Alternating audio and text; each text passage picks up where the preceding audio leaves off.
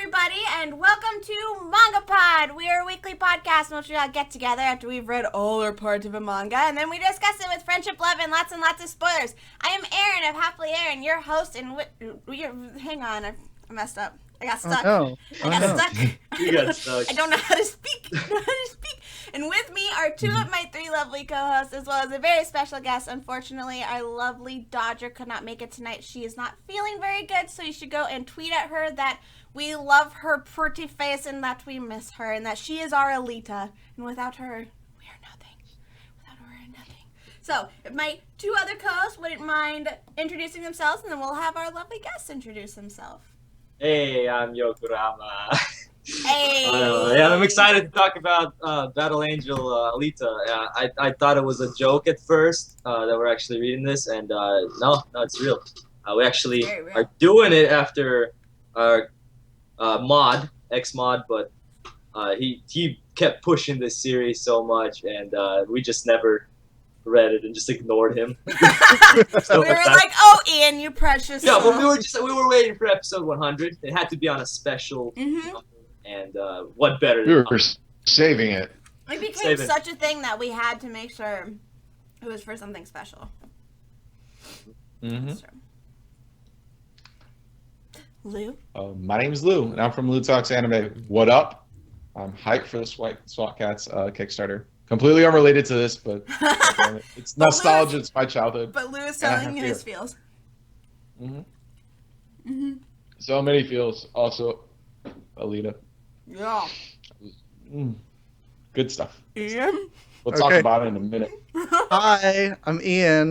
Some of you guys may know me as the original mod for the channel. And yeah, I work with Erin, and I have a YouTube channel. I am Ianleaf, where I do vlogs, and I just started a Let's Play series. And I'm I'm so excited to do this. I'm so excited to do this podcast today. Hey, Ian, is Battle Angel Alita your Kuroko no Basuke? I would be comfortable saying yes, it is. Yeah, totally. I kind of figured. But thank you so much for coming on. We're so excited to have you. Yeah. Mister. I've been looking forward to this since episode 1. You've been waiting for us to read it. I've been waiting because that was the deal. You asked me to mod, and I said, I'll do it, but if you ever do Battle Angel Alita, you got to have me on the show. And you said yes. And we did it. Look, yeah. I fulfilled my promise. You did. You kept your promise. And I feel so special because you have me on the 100th episode. This is 100th episode MangaPod. This is really great. By the way, yeah, if you guys didn't notice in the title, it's our 100th episode of MangaPod. That's absolutely ridiculous. I wish I had a... Oh, wait. Hold on, guys. Hold on. What?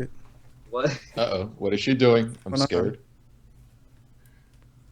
Okay, I'm ready. Okay. 100th episode, yay!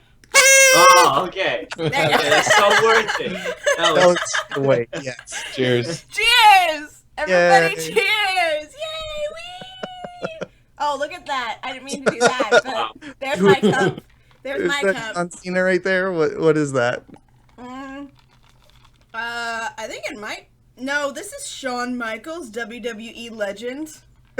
Impressive man titties. There you go. That's my cup. Heartbreak Kid. Heartbreak Kid.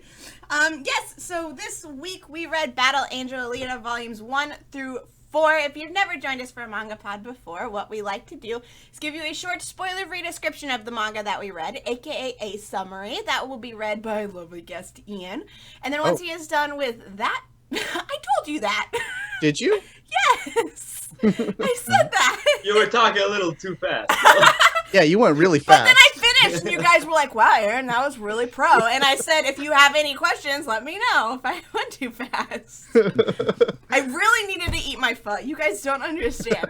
I am so hungry. If you guys in chat, by the way, if you see me bend down and I come back up with like really fogged up glasses, it's because I'm eating this deliciousness right here.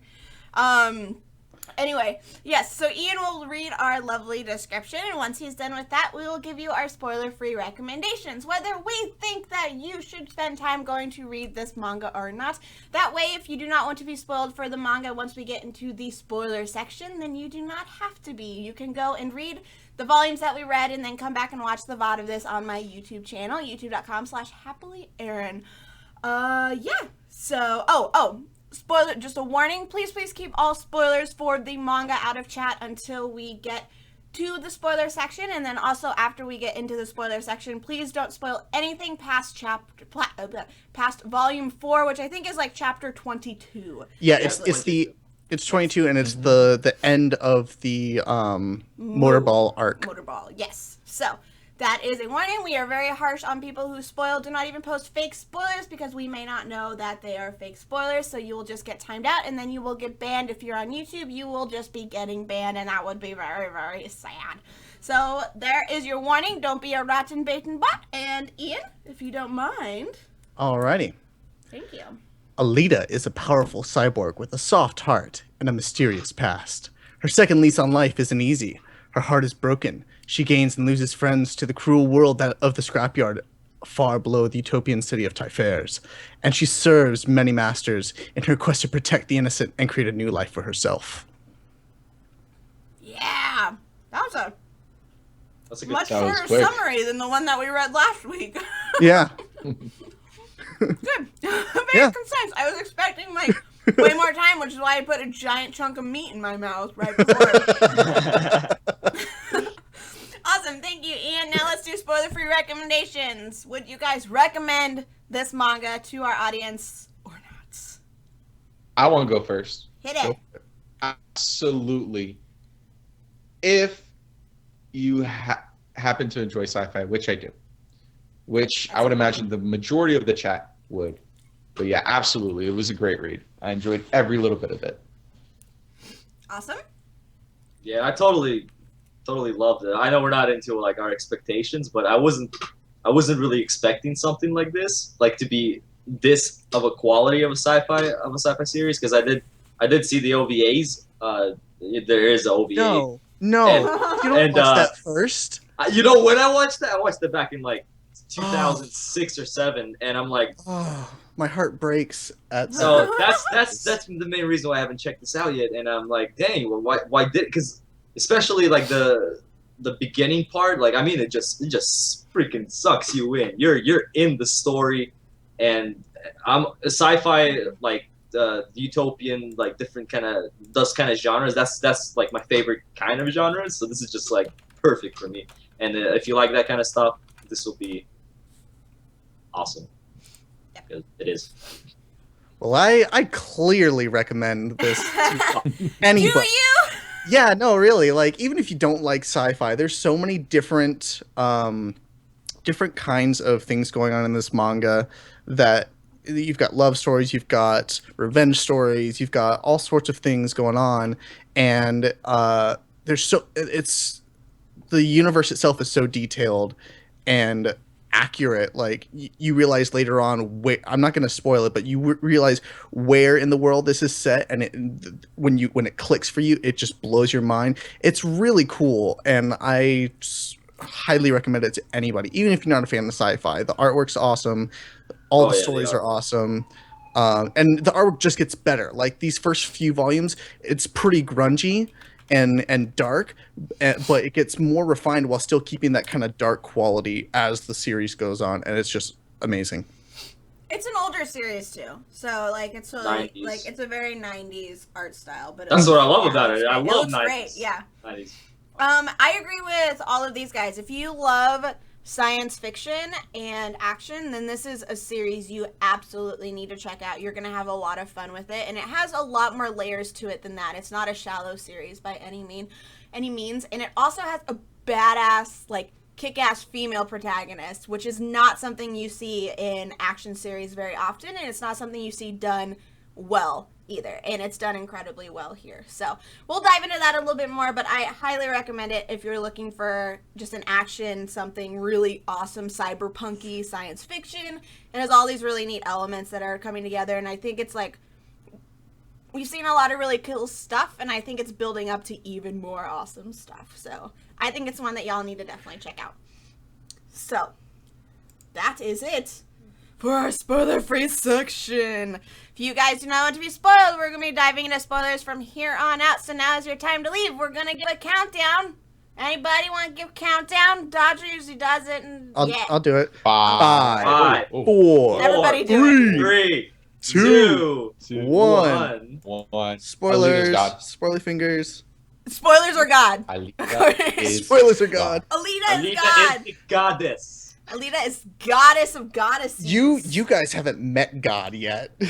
I mean, we did at the end. Spoiler alert if you haven't left yet. Yeah. Chapter 22 ends with the line, "and God," or something pretty like much. that. Yeah. God, Right. that arc is so good. I it's love the really Motorball good. arc. So, it became like a hardcore sports manga. Yeah. for it. Yeah. I'm Oh like, man, Absolutely. holy shit! Yeah, They're well, like, that- this is. They That was explain my the favorite cool section stuff, because and of that. yeah, Dude, we'll get you it. know- We'll get into that. I Okay. want to do the. I want to start with the question, and then we'll dive. We'll start out, progress okay, to it. okay.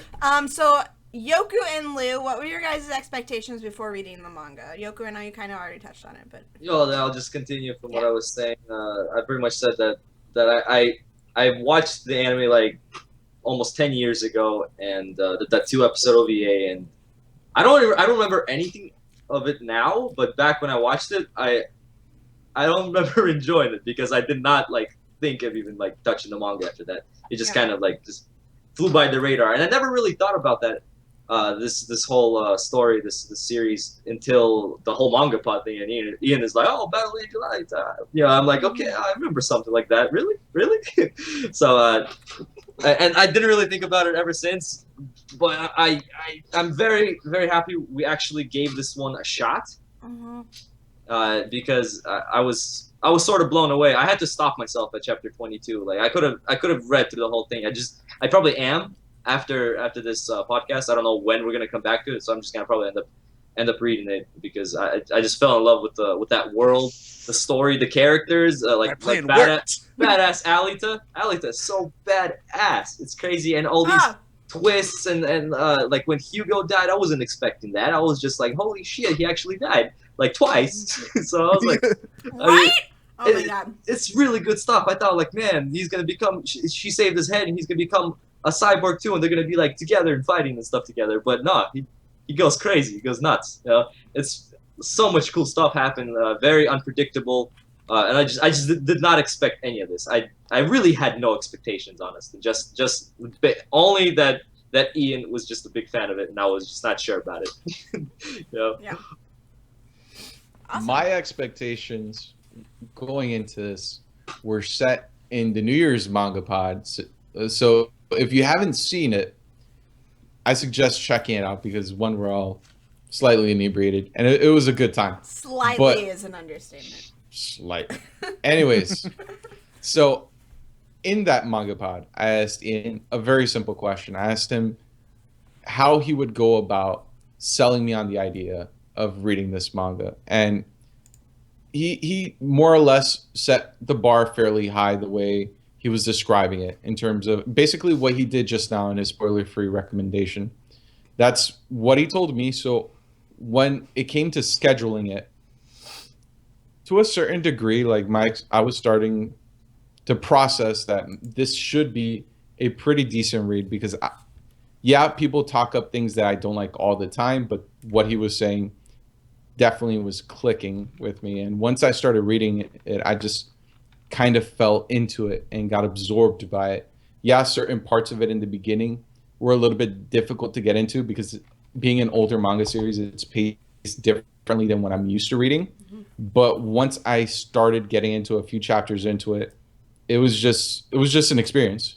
Like there's just so much to it, so many layers to it. And as we progress through these 22 chapters, I feel like we're slowly getting pieces to the puzzle that is Alita's character. And just she's developing in such an interesting way from where she was found in the scrapyard. So yeah, those were my expectations and what happened to them. Aaron, I want to hear yours. I was trying so I was hard not expecting to talk to to you about it this week because I was so you were curious. saving it. I was saving it for this. I was expecting to just hate this manga only because you loved it. I was just gonna hate it. No, Ian had recommended it obviously many times, and Ian and I, since we've worked together for quite a few years, we both like discuss anime and manga a lot. We have very similar tastes in a lot of anime and manga, and so like when you recommended it, and as I was learning that, I was like, okay, Ian and I have similar tastes. We click, and so I totally expected to at least enjoy it for sure, which I definitely did. Like, so I had the expectation going in of I'm going to like this manga, and I ended up liking it even more than I thought I would, simply because Alita turned out to be such an awesome character that was really impressive to me. And so my expectations were pretty high, and I would say that it met the expectations. I wouldn't say it's like my favorite series ever, but I did really like it, and I think it's a very stellar action manga, and I love action manga. And so I think at this point nothing can debunk Kuroko as your favorite series. So I wasn't expecting that, but I'm glad you enjoyed it. Oh man, guys, what if that day comes? It's never gonna come. I mean, you don't know. You haven't read past volume 4 yet. That's true.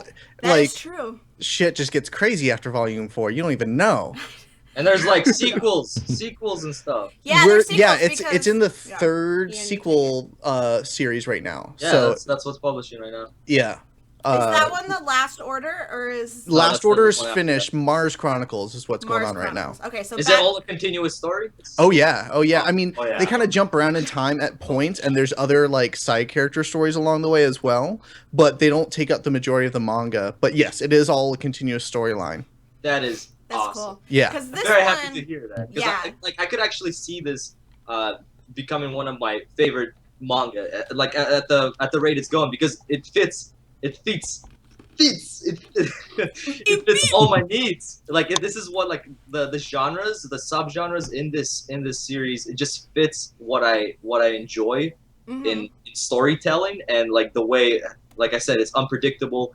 It's crazy, like all this deep stuff, like multiple layers to like every character.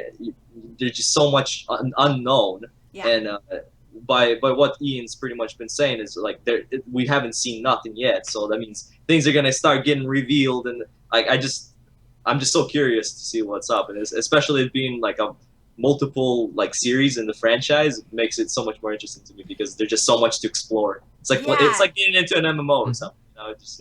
Yeah. That's been something with as I was reading it, I was thinking about it, and I was like, what an expectation I had was I knew it was going to be about a cyborg girl, but I had no idea otherwise, like story-wise, what it was going to be about.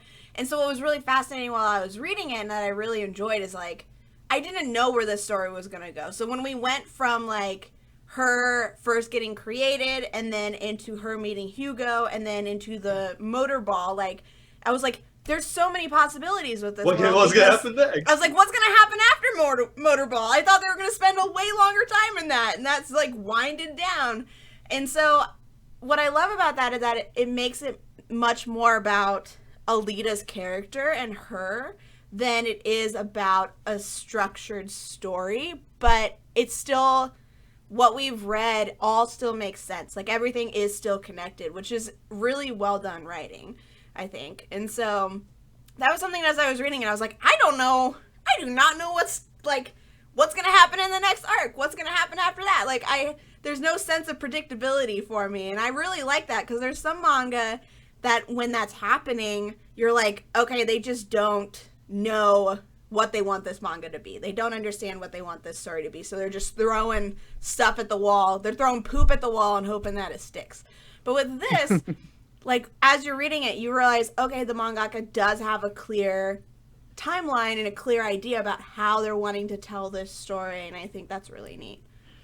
Yeah, because Shiro Yukito did a really good job planning out his story and planning out different elements of it to where it's revealing small details and small foreshadowings about what's going to happen in the future, and where Alita's going to kind of go, but at a rate where it's like you're not overwhelmed like, oh, I already know what's going to happen. It's like very small things that you may not even notice until you get to that part and you're like, oh my god, I remember this thing. This is from like 4 arcs ago. What? Oh my god, is amazing if it's pull like if they actually can pull it. You know, like a lot of manga could try that, and it doesn't really work out for them.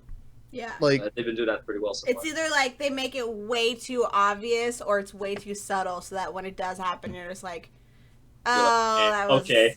Yeah, okay. I want to go back to what Erin's expectations of this manga, where you mentioned that Alita was such, or not expectations, but your spoiler-free recommendation where you're saying that Alita was such a strong female character.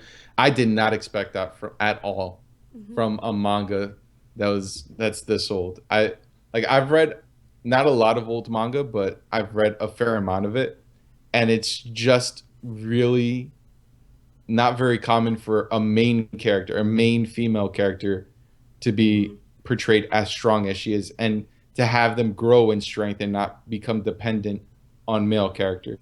And also, like, that was just something. Not overly sexualized either. Yeah, I was just about to mention that. Exactly. That was one of the main things that made this one of my favorite manga, is that the female main character was not overly sexualized. She's still drawn to be attractive, clearly, but she's not like super busty and like flopping around and everything like that. She's but like she's just she's drawn to be a fighter. That's how she's drawn. She's drawn fit and athletic, which I really liked that choice better than like some of these other female characters. And she didn't get, and I always enjoyed how she didn't get she didn't stay that kind of ditzy, innocent, childlike Alita that she was in the first few chapters, where she was basically a teenage girl discovering things about, like, venturing out from home and discovering things about her surroundings, and like, and naively making the wrong conclusions and things like that. Like when she went out because she thought Ito was killing these women and found out that he was a bounty hunter. Like she matured from that, and I kind of like the mechanic of the type of body that these cyborgs are in kind of affects their mental state. So, like with Makaku, when he was in his giant, huge, the first one that we saw. Yeah, the first body where he was just a brain-eating monster basically, and he could barely make a complete sentence. As soon as he left that, he became way more articulate, and then even more articulate and intelligent when he took over the professional fighter's body and had like all this tech on him and the computer and all that. But when Alita took her new body, Ito noticed it too, how she was much more mature and like reacting to things differently, and her line that she'd always be the same Alita actually echoes through all of the different arcs, and you see it in the Makaku arc, you see it in the Hugo arc and the Motorball arc, and several other arcs along the way. So I really like that. Yeah, that's something that her character, has the small little consistencies while also she is growing. And so it's an incredibly believable growth, even just in the volumes that we read. So, Yoku, what are your feelings on her? I already mentioned her before, and I mean, I want to hear more. I don't know if I mean, there's probably more I could add, but I mean, you guys been pretty much just saying everything, and yeah, it's. I'm interested to see where else it's gonna go. I mean, it's kind of cool that she's not just using that body. Like during that sports arc, she was using like a different body. You know, that was pretty cool as well. She kind of hit that body, and I wonder what else she's gonna use. Because the cool thing is that she's not like only attached to that certain body. So, like, who knows what else is to come? And also, I'm just interested like where these bodies are coming from. It's like just sitting there laughing. I bet you this is hard for you. You don't even know. I can say so many things. It's gotta be all hard. right. You can spoil this for me, Ian. Does she turn into a Gundam? No. I want her to be a Gundam. No, she doesn't. Or a Megazord. No. Does she become a Gundam? Points. Is that what you asked? Yes, I wanted her to be a gun. Oh my gosh. That would No, be but amazing. I'm more interested. She's a really cool character. The way she was set up, the way, yeah, her character progression was awesome. Being a strong female character, interesting as well, not like a boring character. And but I'm more interested to see what's to come of her, because I mean we just barely scratched the surface. All 22 chapters of this massive story. Yeah. This is just like sort of the introduction arc. It felt, even up to the sports arc, it felt like still introducing her character, because she turned away from the doctor, you know, and even at the time when he was calling her, and she just looked away from him. She's still trying to. She's like fighting her emotions, because she can't be completely herself in front of him. You know, she can't. Yeah. But yeah, she still loves him very much, and she's still kind of figuring herself out. And, but it works the other way too. That was another thing I really liked about the Motorball arc, is when he found out that she was doing Motorball. At first, he was appalled. He was like, "How could she do this? It's such. It goes against everything she's been for the past few years." And so what he does is, when he calls out to her and she turns away, he joins the strongest opposing team he can to try to understand what's going on. And like, even Josh calls him out on it when they're watching her match, when she's trying to pick her team to go against him. He's like, "Listen, if you're here to sabotage me in any way or help Alita in any way in our final match, then I don't want you here." And that forced him to explain why he was there. He was trying to understand. Yeah, that was a really good and make sure that she still was the Alita that he knew. And I really liked the heart-to-heart that they had at the top of the scrapyard later on too. That was good. Yeah. Going back to that match where Alita picks her team, I was, the ending to that match was so, it was funny. I laughed my ass off. The championship match, or the match where with all the different people, where she's picking them? The one where she's picking them. Okay. I was laughing my ass off. Yeah, it was great. Yes. The surefire loser. Yeah. Just out of nowhere, just like, "Oh, what's this doing here?" Yeah. After he's finishing Teagle the Immortal. Yeah. Teagle. He was so It was the best. Yeah. I love that she started getting like all of these like people just like, "I love you, let me join your team. Please. I just love you so much." My favorite guy, I think, was the second tier champ, the one with all the razors on him. I forget his name. But he was like, "I didn't even want to be on this stupid team. Why are you adding me?" Yeah.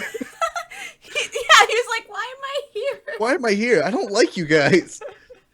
He's such a tsundere. Oh, He so knows he wanted to soon. fight the grand champ. He wanted to be there. Yeah. Let's talk more about Ito. So what are your guys' thoughts on him when he was first introduced up till the end of the Motorball arc? Like, what are your guys' feelings on him? And He his reminds me of relationship? the Oreo. At first, he kind of reminded me Oh of my the Oreo. God. I don't know why. Oh, the Oreo. That kind of. Maybe I it's can see that. maybe it's a little bit of Roll. his design.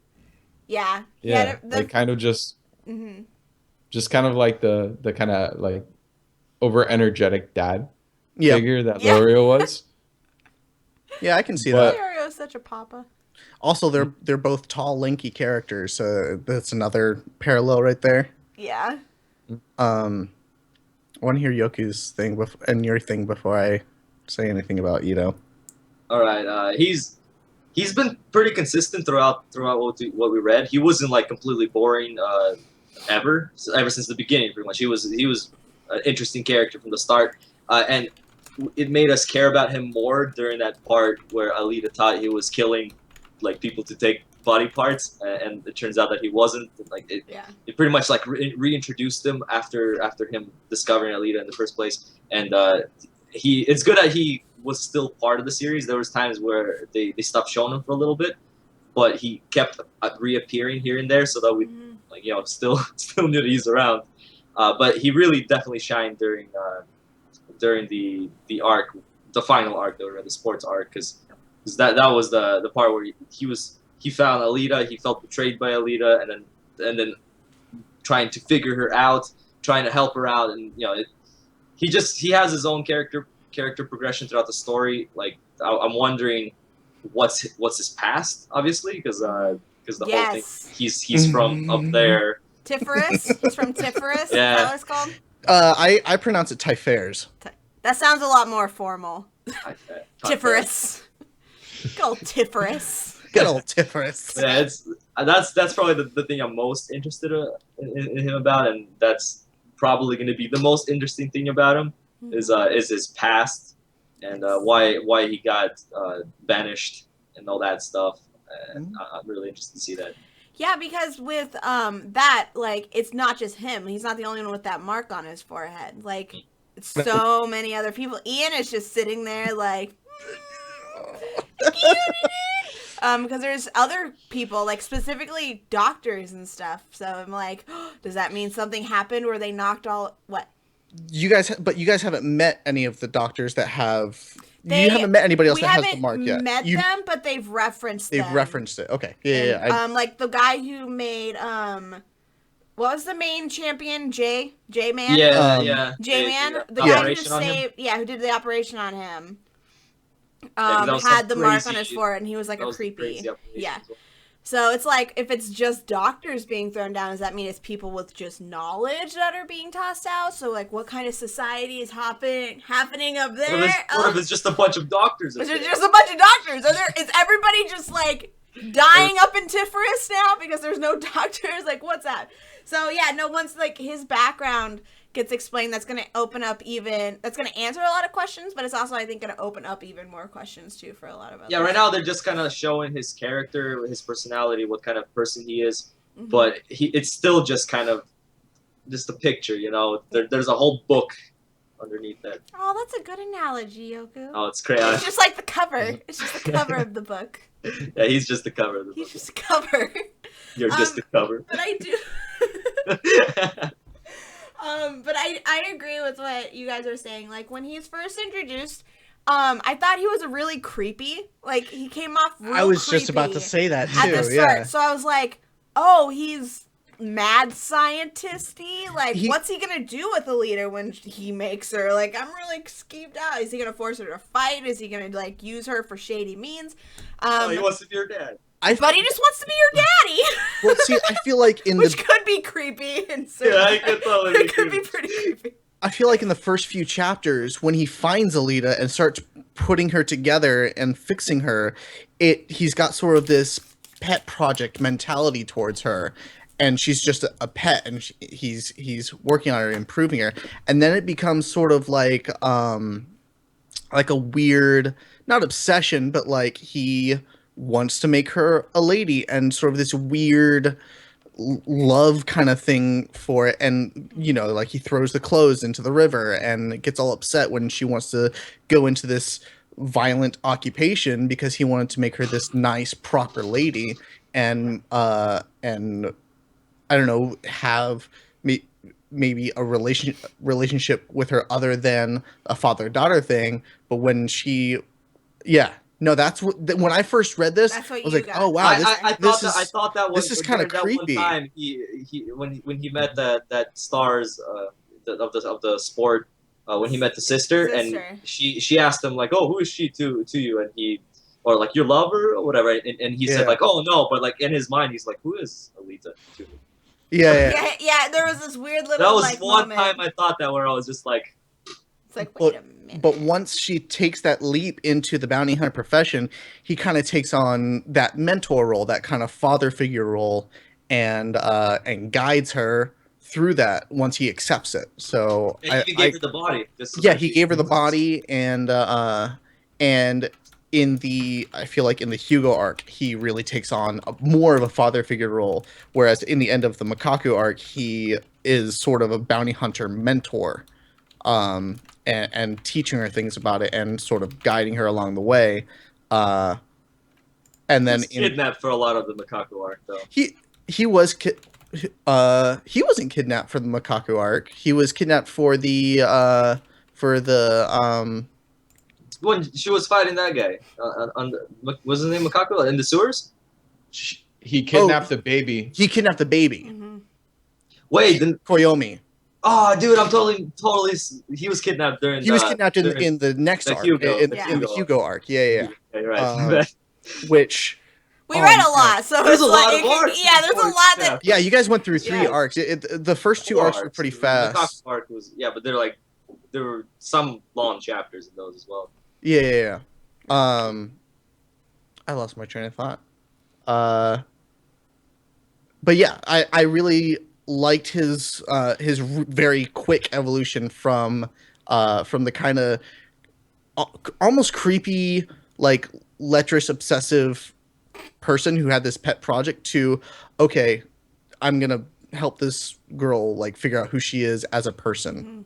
Yeah, I like who he is much more later on, like the father figure. I really enjoy that father figure daughter dynamic that's happening there, because I personally feel no romantic chemistry between the two of them.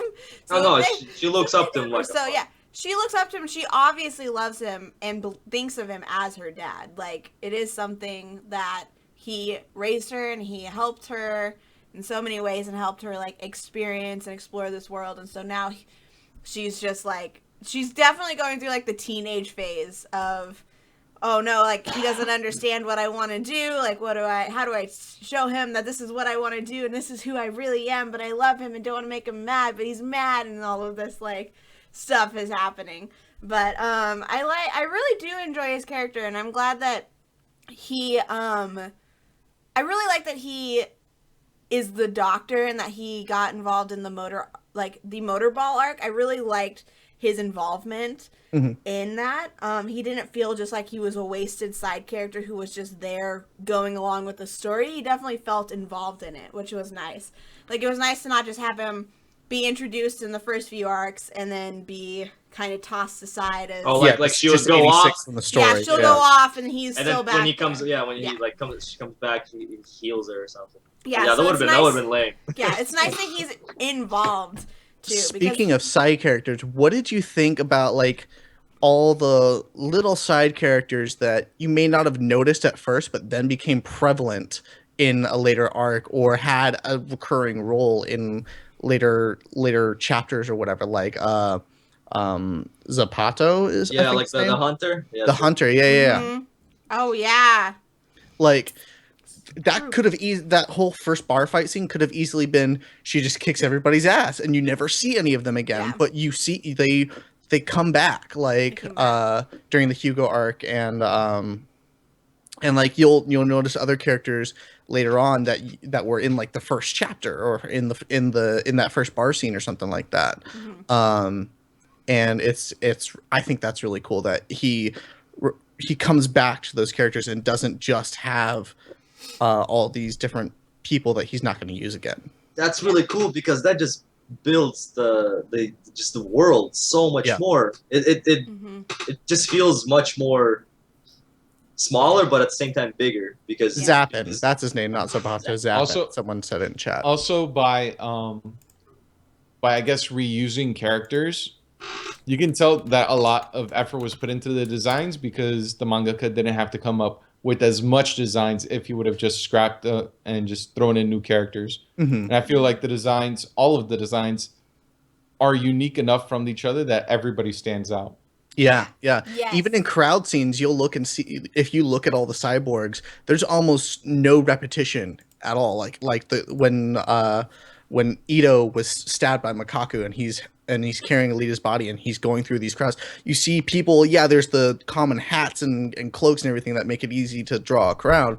But when you see cyborgs walking through, you can track them as they're moving through the crowd, and almost never are two cyborgs the same or look similar at all. Yeah.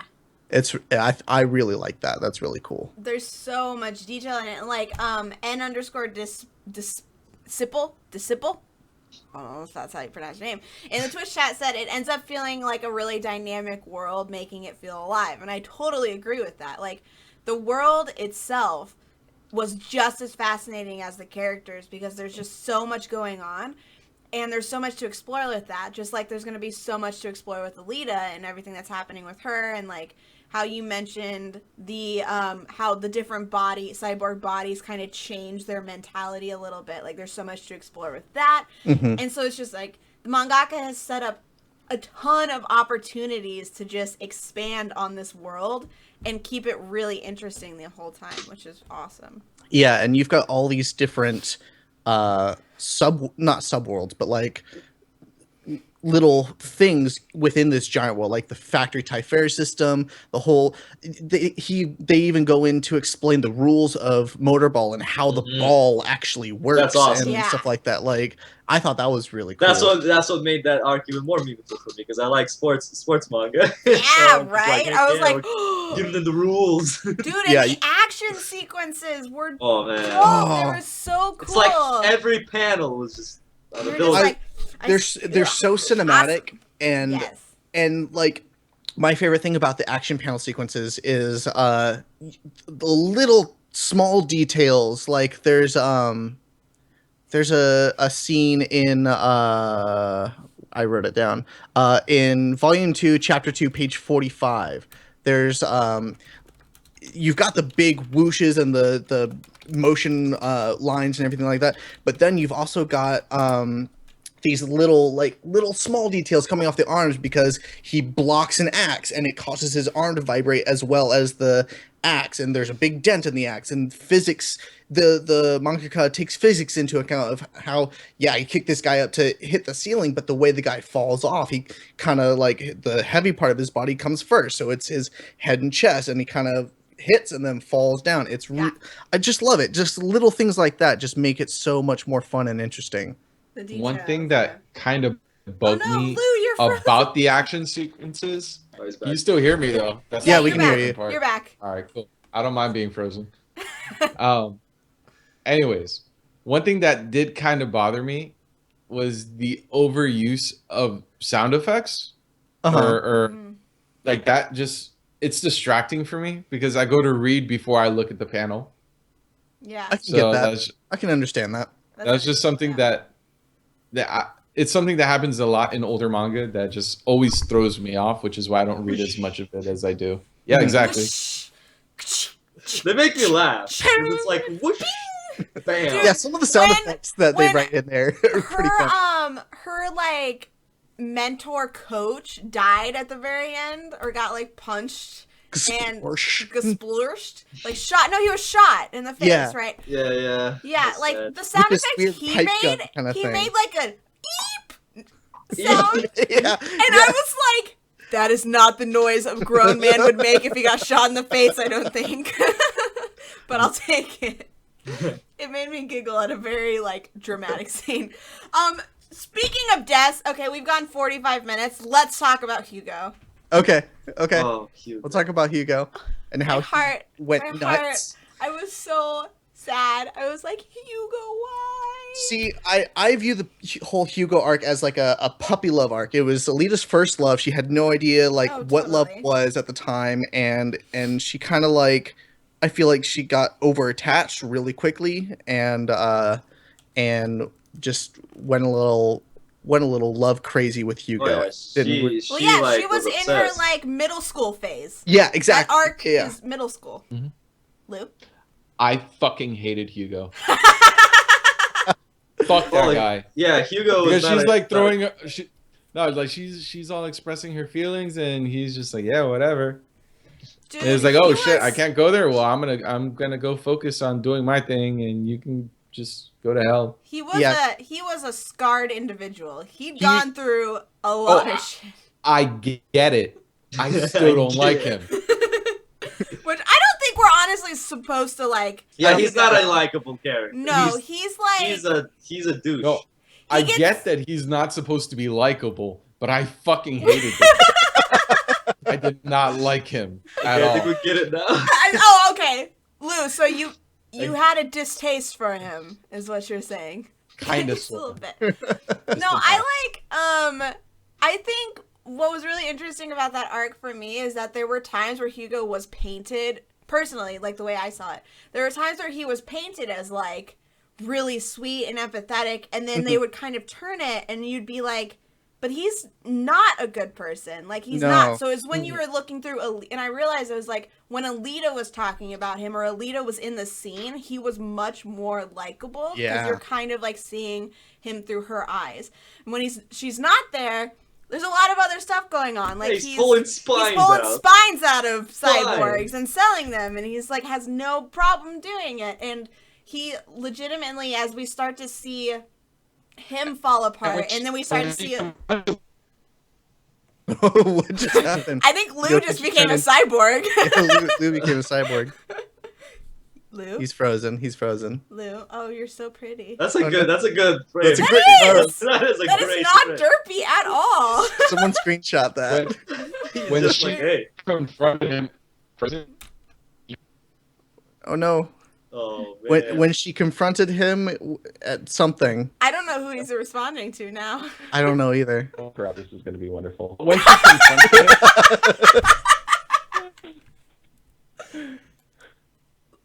I'm going to give up. for There he is. He's back. Am I alive? Yeah, you're alive. You're here. You're here. Okay.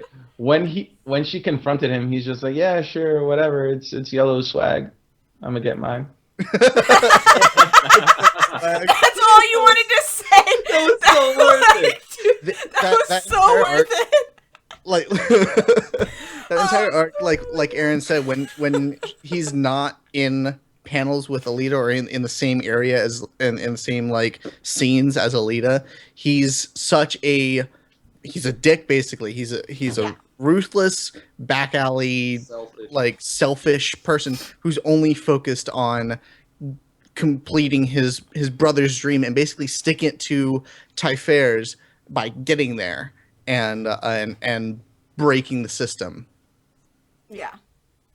And like as you start to see, as he starts to reveal his true character to Alita more and more near the very end, like right before he dies for sure, you start to see like Alita's rose-colored glasses kind of crack with him. Yeah. Like you're starting to see him just darker and darker, and as he's falling into this just complete pit of despair and delusion and all of that. And so the mangaka did a really amazing job of showing that through the storytelling, through the like dialogue and through the panels and the art and everything, which was awesome. Yeah, that whole dialogue scene with them on the pipe system with the blades coming at them. Yes. That was pretty harsh. Like when she was like asking him, "Aren't I enough for you to just stay?"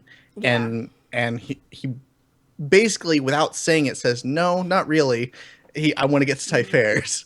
He's like, "No, you love me, but like this isn't just some standard romance story. It's like that's not how I like. You may love me, but it's not enough to change all of this that I've worked for like the last 15 years. I don't remember how old Hugo was. But like Yoku, I think you were the one saying this. I don't know if it was during sound check or if it was during like your spoiler-free recommendation, where you were saying that one of the biggest twists for you, and I completely agree, was when Hugo died, and then you were like, "Oh, he's gonna become a cyborg, and they're gonna fall in love, and they're gonna go on missions and stuff and be friends." Yeah, and then he still dies, and you're like, nope. What? Yeah. And so that was definitely, I think of everything that at we least read. they said goodbye. Yeah, at least there was that. Of everything, like of the story that we read, the most surprise, that was the biggest shock for me, because it was also combined with me being like, I don't know where this story is going. Like that just completely emphasized that I had no idea where this story was going or what it was telling.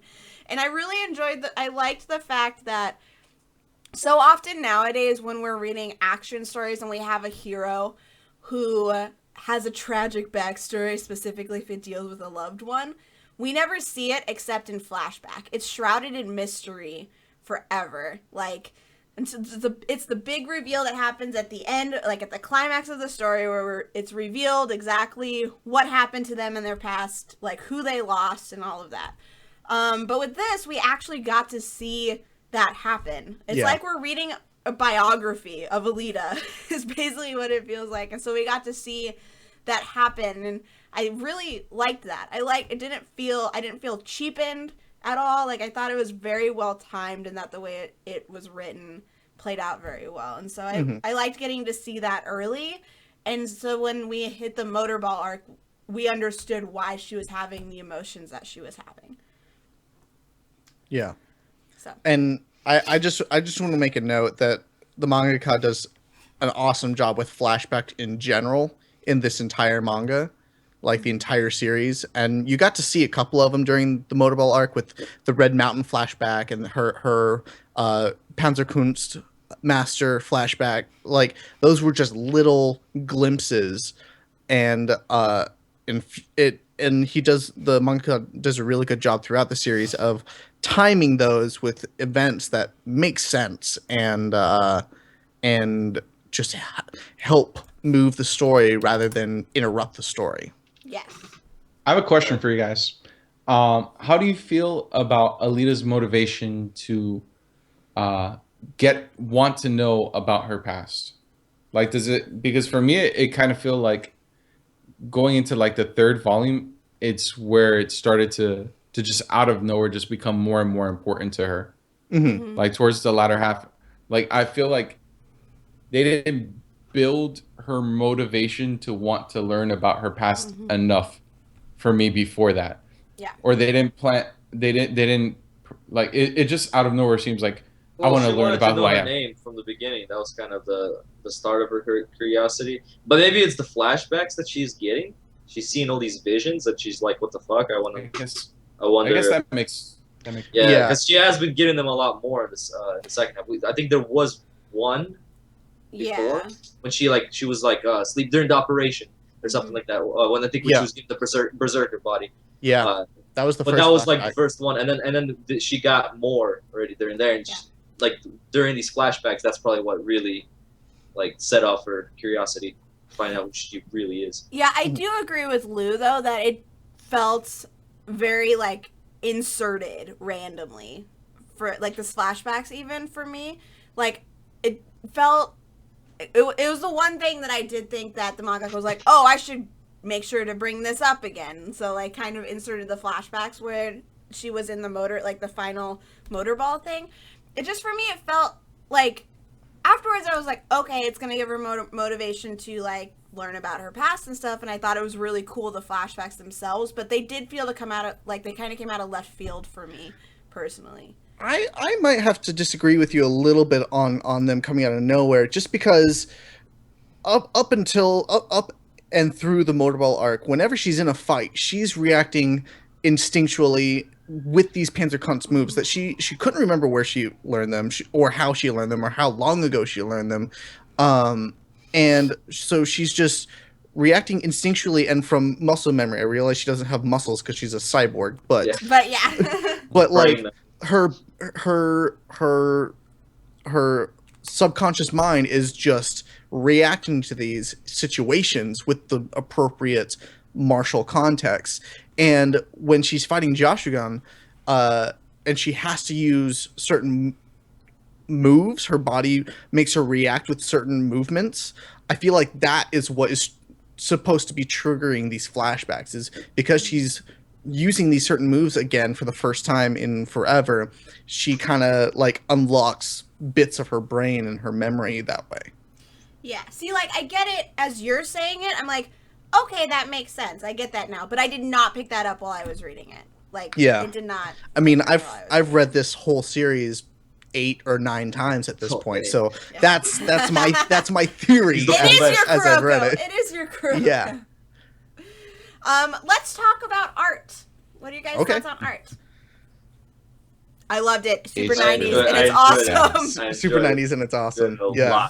Yes. That first scene where she interrupts Ito and ends up saving him by smashing the monster's head against the wall, and it's just a giant bursts of blood on the wall, like just amazing, so good, so gory. And like in the Motorball circuit when that one guy basically chainsaws the top of another player's head off, and you just see the brain just kind of slip out and then splorshed across the track because they're moving at like 350 miles an hour. So it's I think it's supposed to be like a slow motion frame where you see it hover and then and it's awesome. It's so great, and the detail is amazing. I love the scrapyard and the way there's the scrapyard where it's like the giant heaps of trash and stuff, which is super detailed. You can actually pick out like legs and arms and heads and stuff like that and bits. But then there's also the civilian side of the scrapyard with all these tubes, and it's very H.R. Geiger-esque and dark and dirty and gritty, and it's awesome. Mm-hmm. Yeah. Sorry. For me, No, you're fine. What I liked about the art, normally as I'm reading manga, when I get to an action sequence, normally I'll take the whole page at once, process it quickly, and just keep scrolling. Mm-hmm. But with this manga, I had to go through each and every individual panel, not because it was hard to follow, is that there was so much detail, I didn't want to miss anything because everything was so well done. Yep. That's one thing I think that this manga really nailed was its action sequences. Everything felt like it made sense. Like all of Alita's movements and how she was reacting to her environment entirely made sense. One of my favorite first few fights is the werewolf fight at the beginning of the Hugo arc. Yeah. Like when she's pretending that he's saving her, and she kind of and like her fall kind of leads into that bat kick that just basically makes the guy's brains ooze out of his ears. I love seeing the eyeball and the eyeball. Yeah. It was the so gore. cool. The gore is very well done. That's And it's not oversaturated either. The gore is like reserved for moments where it makes sense to have the gore. Yeah, when heads need to explode. Yeah, and it looks cool. So Even the cool. mechanical gore is awesome. Like when someone's arm gets ripped off, or Zappin's face gets ripped off. Hugo gets his arm like when he gets like shut off, and burned off. Yeah. That was really cool. Yeah, and like you see all of the parts, and you can kind of look at it and be like, oh, I can see that gear came out from there, and that's what activates his jaw and stuff like that. Like the mechanical detail in the cyborgs is just like the gore isn't just humans; it's cyborg too. Like because you're made to believe that these cyborgs are humans in a way that like they're creatures, they're things, they're beings that have personality and all of this, and so when their arms and stuff get ripped out, it's just as like intense as when heads get exploded. Yeah, Lou? The funniest thing for me in this manga was the guy that had his hands ripped off. Oh yeah, and they put it on the horn. That was the best thing ever. It's glory, yeah. I was like, he picks his follower. I was like, what the fuck? Oh my god, yeah, that was. I remember reading that for the first time. I was like, what the fuck is this? Yes. Somebody in chat asked if it's like Berserk gore. I think it's a little bit different than Berserk different. gore. Berserk gore, I feel it's more like Fist of the North Star gore. Yeah. Fist of the North Star is pretty accurate describing this gore. Yeah. But Berserk, still really good. Berserk gore, I feel like goes a little over the top with blood just everywhere. Like this gore is very Berserk or very Fist of the North Star, but you get a lot of viscera in this gore, so it's like anatomically correct gore and stuff like that. Yeah. See guts and and I also like really like the character designs too. They're really neat. All the different cyborgs and Alita's character design is great. Ito's is nice and everything. Like I think all the character designs are also really well done, and like you guys said, they're all easily distinguishable from one another. So if they're in like a huge crowd scene, you can pick out like different things. It's like I Spy, and you're just seeing all of this little different stuff, and like the detail isn't just it's not just reserved for the huge widespread panels. It's also like in the background of every individual panel, like Lou was saying. Like the manga takes so much time and does not skimp on making the characters like anatomically correct, or like making the physics look, or like what is the word? Mechanics? Yeah, the mechanics look good and all of that, and which is really nice to see. It's really refreshing to have a mangaka spend as much detail on the art and expressing the story through the art as they do on other aspects of it, which is great. I feel like he must have taken like some sort of engineering course before he started like designing these characters so he could understand how things were supposed to work. Yeah, I agree. I love when like mangakas or like authors or do that because that just shows that they care about what they're doing. They have they love care enough to learn about like stuff. They have the passion. Yeah, it's really cool. I have one thing I wanted to mention, going back to the Hugo arc, and it's not really about Hugo, but it's about his brother, and just that whole conversation he had, like telling Hugo when he was a kid, how the way he believes he sees the floating city as it's just like it's from space. Yeah. It's like hanging from space. I was waiting to see your reaction to something like that. You can't, Ian, keep it in. He noticed something. No. He noticed something. That was one of the most interesting like moments. Yeah, that caught my attention too. From reading this whole 22 chapters, because I was just Ian, like, don't say anything. I'm not saying anything. I'm trying so hard. And then when he said like there might be like another city like holding the other city. I mean, there's like, man, just hearing that from like a character that we probably won't hear from ever again. You know, it's Hugo's brother, but and like leaving such an impact, like for my curiosity of the future of the series, just gets me really, really excited. I wonder what other little hints and stuff are going to be thrown around through the upcoming chapters. Oh, you don't even know how many you've seen already. Oh man! And I'll probably notice it more. Yeah, as you keep reading, you'll be like, "Oh my god! Oh my god! Oh my! Oh my god!" I'm really excited. I'm actually like real stoked. Are you guys gonna keep reading, like, or are you gonna wait until you read it again for MangaPod? I'm just gonna probably read all of it. Yeah. Yes. It's probably like, I mean, yeah, it's definitely on my, like, sometimes there's a list of manga after we read it on MangaPod that I, like, put onto another list of, definitely gonna keep reading this ASAP. And it's gonna be on that list. So. Oh my god, I'm so happy. I'm so happy.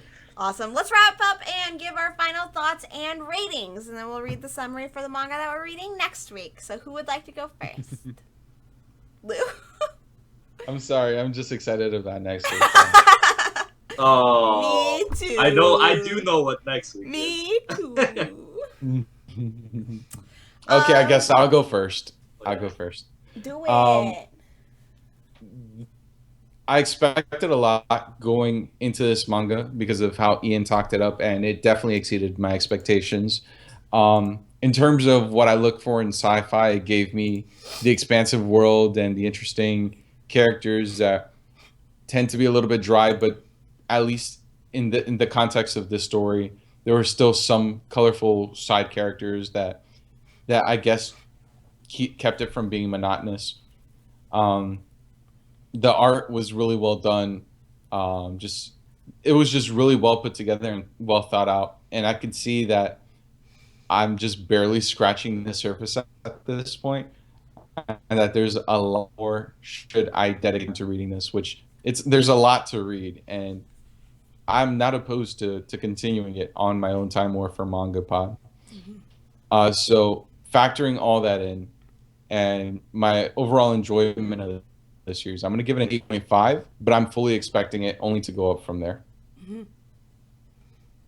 Man, I don't want to give it a rating because you got it, Yoku. Because I feel like doing this podcast right now is just me taking a break in between reading it. I'm just kind of like I was reading it and like oh I gotta do MangaPod and I'm gonna go back to reading it. So it's kind of hard to like even give it a rating. So I'm just gonna give it 2 thumbs up out of 2 thumbs up for now. Because I don't want. So a 10 out of 10. Not a 10 out of 10. It's thumbs up. It's different. Oh, okay. Come on, Aaron. It's a completely different scale. Yeah, you're right. It's just that I'm very excited. I could see this, like, I have so much high expectations of the series, even more high than I already had. Like Lou said, it exceeded my expectations. Anything that I didn't really expect too much going into it, but anything that I would expect, I know that it would exceed it because like I did not know that there was a manga series, like a sci-fi series that is on this quality, because I've read a few out there, some classic ones, and some newer ones that have been coming out, and none of them are like on this level of depth and just like world size of the world, and it's really really interesting. I'm just really excited about it. I'm really glad Ian recommended this one to us. It only took 100 episodes. But Only 100 episodes. Only. But I'm glad we made you in it episode special. 200 for yeah, part I 2. hope not. I hope it's not too For much. volume 5 to 8 or 5 to 9 or whatever. Oh, one thing I want to one thing I want to throw in. Yeah. One thing I want to throw in addition to my rating, it did remind me a lot of Ergo Proxy. So I have if not you've seen the I haven't seen that. If you've seen the anime, if you've seen Ergo Proxy, and you enjoyed Ergo Proxy, you will absolutely love Battle Angel. That's a good recommend. I assume. I'll have to check that out. I've never even heard of that. So. Ergo Proxy. What? You haven't? It's a classic. No. It's a classic, from I'll have to check it out. What? I did not know. Oh, yeah. Wait, I'm not just gonna finish like reading this one. I'm probably gonna end up like reading Last Order and catch up. Yeah. Oh yeah, reading like. Catch up to Mars Chronicle. After you finish Last Order, go back and read all the special Oh, sides. Yeah. Really? It goes that far into spoilers? Well, you can probably get through halfway of Last Order before you can be safe. We're like at chapter like 7 we were given. Yeah. Chapter Yes. 7. Wait until halfway through Last Order to read all those side stories, because there's shit that goes down that is heavy spoiler. So don't read those side stories until you're like halfway through Last Order. I'll definitely do that. Yeah. I concur and say everything that Lou and Yoku said, and also add that it has an awesome lead hero protagonist character who is a lady and is so cool and well written and well developed, and that just earns major points for me because it's so rare, especially in a sci-fi action.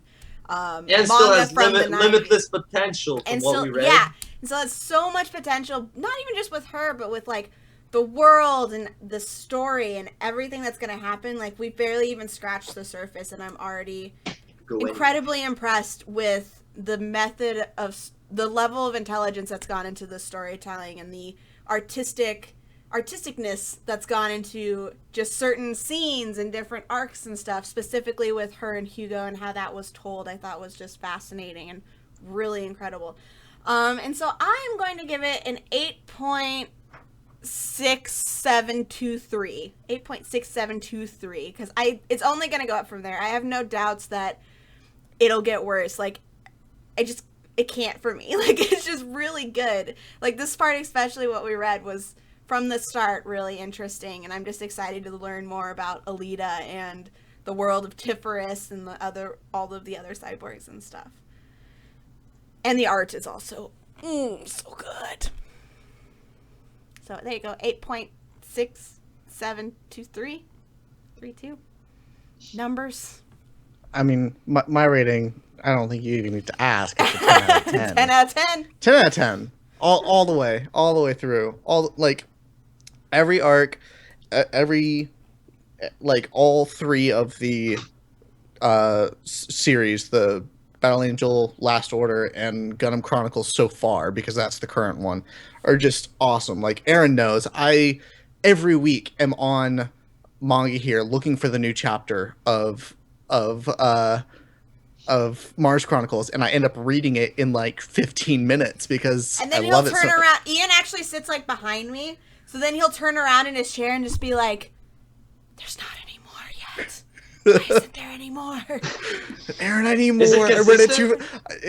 What do you mean? Is it consistent? Does it come out consistently, or does it go on breaks? It doesn't really go on. He took a break between Last Order and Mars Chronicles because It doesn't go on hiatuses like not like as Hunter x Hunter. No, not really. Berserk? But it's long periods of time between chapters that are released, like 6 weeks sometimes, or even 2 months. That's not bad at all. But it's never more. I think the longest I've waited for a new chapter is 2.5 months.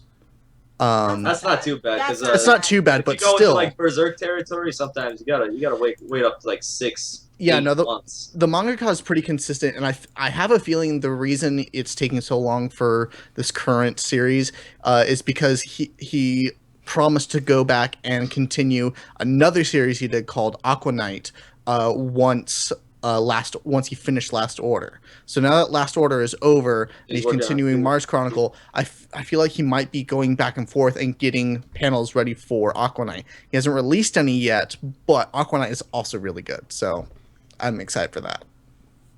Cool. Yeah. So 10 out of 10. Highly recommend everyone to go read Battle Angel. Just binge read it. Why is there no like anime of this? Because Done right though. Done right.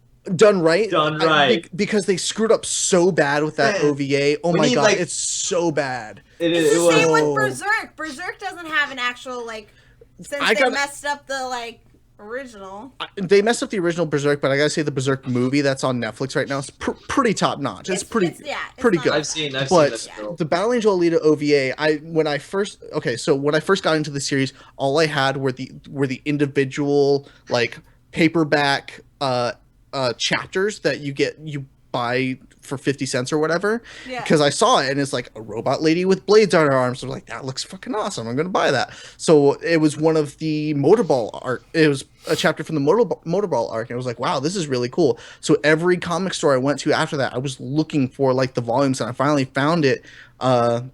This is back when I was still living in Texas, so I was like 9 or 10 or something like that. And when I bought it, the guy was like, you really want to read this? I'm like, fuck yeah, I want to read this. He's like, all right, cool. So that's what got me into it. And then once I found out that there was an OVA, I went and watched it. And by this time, I had already read the first 6 volumes. So the OVA only covered up until the end of the Hugo arc. Yeah, they crammed that much into 2 freaking episodes. Why? Yeah. Yeah, 2 What's episodes. up with that, man? That's, And they entirely skipped Makaku, and they just did the Hugo arc, and it was just so bad, the manga to anime translation between story. They made Hugo even more dickish in the anime, and Alita was very ditzy, and the only character yeah, Alita was pretty ditzy in the getting OVA. mad. And Ito, I gotta say, was pretty consistent as far as his development. But all the characters.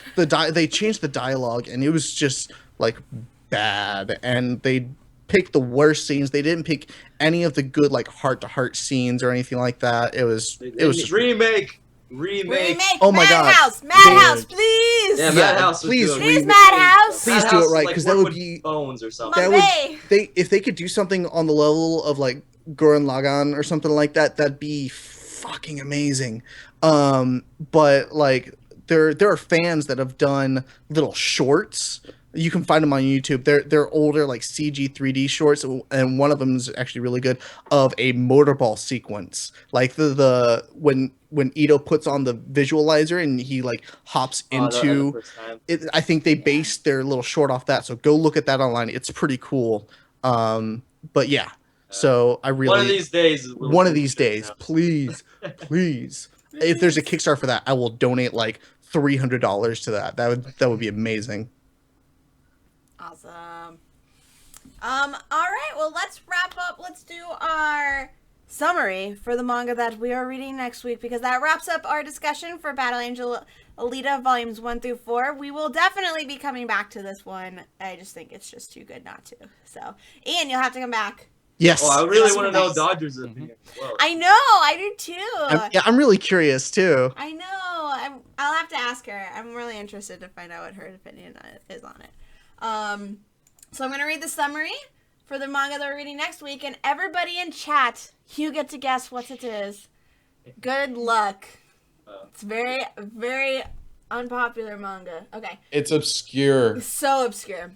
Before Blank's birthday, a great demon fox had attacked the blank blank blank. A man known as the fourth Blank sealed the demon inside the newly born Blank, causing him to unknowingly grow up detested by his fellow villagers. Despite his lack of talent in many areas of Blank, Blank strives for only one goal, to gain the title of Blank, the strongest Blank in his village. Desiring the respect he never received, Blank works towards his dream with fellow friends Blank, and mentor Blank, as they go through many trials and battles that come with being a Blank. Guys, I can't wait to read Battle Angel again next week. I had to censor out. This is awesome. Yes, we're reading Naruto. Yay! James Tokuro came on and was like, "What am I watching?" Beautiful. No, it's not Dragon Ball Z. Is it a Dragon Ball Z clone? They're in the same medium. Same demographic. Lots of screaming and powering up. Dembo. Yes, we are reading Naruto. To everybody who is screaming, please don't read Naruto. Too bad. We're reading Naruto. Yeah, right. The first. It's the first for few parts of Dodger's Naruto was really birthday. good. Yes, Yeah, the it's first Dodger's birthday part of Naruto is actually pretty fantastic. But yes, I'll be a this Naruto all my life. I will be a Naruto until the day I die. I hope they bury me with my Naruto headband. Just, so yes, we were reading that for Dodger's birthday. That was her birthday pick this year. And we are reading chapters 1 through 36, volumes 1 through 4, and we will be joined by Vernon from Hot Pepper Gaming. It's going to be Oh god, Vernon's such a Narutard. It's what? Vernon's such a Narutard. My favorite thing is that he kind of just, like, he plays it up way more. He does. He'll just be like, if anytime somebody's talking about an anime, he'll just come over and be like, yeah, Naruto's pretty great, right? I loved his little bit in their Best of Hot Pepper Gaming when he talked. He's like, today we're going to be talking about Naruto, but first we're going to go read literally all of Naruto. So good. So that's what we are reading next week. Let's go ahead and shout out our stuff super duper fast. I am Erin of HappiLeeErin. I have a YouTube channel where I am an anime YouTube weeaboo, basically. I do anime-related content, reviews, first impressions, vloggy type stuff, like anime tags and what have you, whatever I feel like doing. It's really fun. So if you're interested in seeing me talk about anime and husbandos, you should definitely come and check me out there. If you want to find me on any other social media, I am HappiLeeErin all across the everything. The one I use most often is Twitter. I've been posting a lot about Akagami no Shirayuki Hime, because it's so freaking adorable. It's and so Zen good. and Shirayuki are my husbando and waifu, and I want them to get married. It's really good. That's me. Shirayuki Hime is a really good series. Oh, it's so cute. Yeah, I really like You it. guys have been talking about it a lot on Twitter. I'll have to check it out. It's so good. It's like a Disney anime. It'll make you happy. It's so good. David and I just sit there.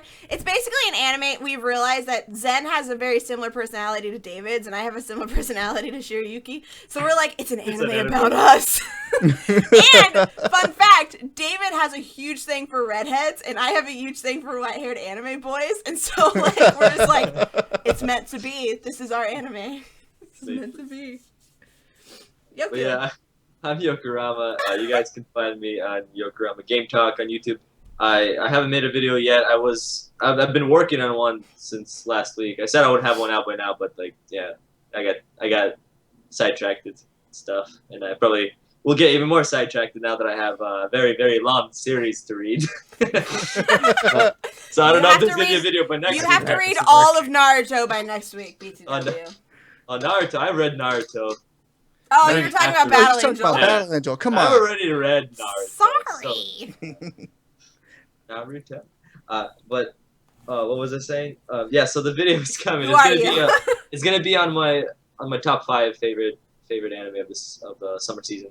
There's been a lot of good ones. Shirayuki Hime is my number 1. That's a spoiler, because I don't really care.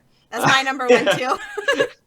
Yeah, so yeah, you can find me on there, and mainly on Twitter, and at Yokurama Talks, and on my anime list, just search Yokurama if you want to be, I guess, stalking the anime I'm watching or something like that. Or you could write me a message on there too. I like to talk on there. But yeah, that's pretty much me. This was fun. Thanks, Ian, for coming on. Yeah. Good stuff. Lou? All right, my turn. Well, my name is Lou, and I'm from Lou Talks Anime. You can find me at youtube.com/Lou Talks Anime now, and on Twitter at Lou Talks Anime. Also, Ask FM and Instagram Lou Talks Anime.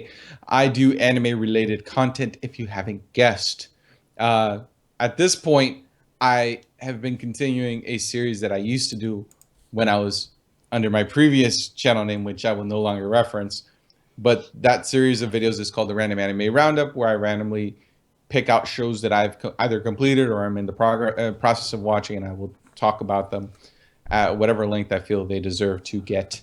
I'm also in the process of a challenge with the anime community to get me to 2,000 subscribers before August 10th.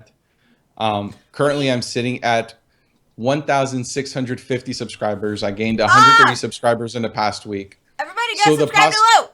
Yeah, so I'm the doing that right possibility of me being forced to watch the piece of crap that is Diabolic Lovers, the rage-inducing, just anime I dislike so much, I will review it if I hit 2,000 subscribers before August 10th. So you guys will you time. also do season 2? Huh? You know what? What's I'm gonna there? up the. I'm gonna up Weekly the stakes. reviews of season 2. When it's aired. Exactly. If you know what, the stakes have been up. It is on video. Yes! If I I'm get gonna create subscribers, another account just to subscribe to. I know, I'm gonna create 600 just use accounts that, yeah. just to subscribe to.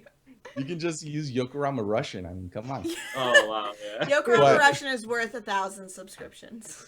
Anyways, if I get to 2,000 subscribers before August 10th, not only will I review Diabolic Lovers, but I guess I'm gonna do episode reviews of season 2, weekly episode reviews. Yeah. Cool. Welcome, people. Fun. Yeah, you're welcome. Who Talks Anime now? Make it happen. Do it. I just subscribed just now. Woo! Woo!